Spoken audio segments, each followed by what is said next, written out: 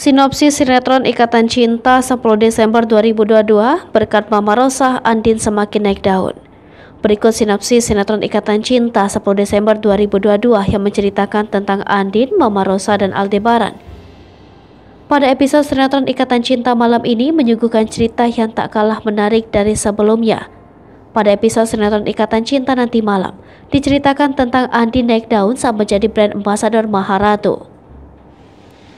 Malam ini, acara launching Maharatu pun digelar.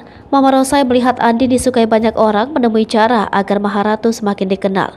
Bahkan Mama Rosa semakin membuat Andin naik daun dan banyak disukai tamu undangan. Andin makin terkenal dan Maharatu melejit pesat. Moluka saingan Maharatu yang dipimpin Abimana kalah jauh dari rencana Abimana merebut BA Maharatu gagal. Karena BA Maharatu yang sekarang lebih unggul dan bisa membuat Maharatu maju pesat.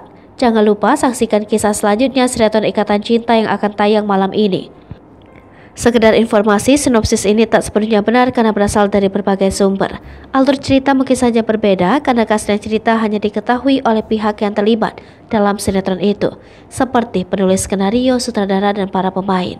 Hai pemirsa Sri Popo TV, jangan lupa komen, like, dan subscribe, serta tonton terus berita-berita terupdate lainnya ya.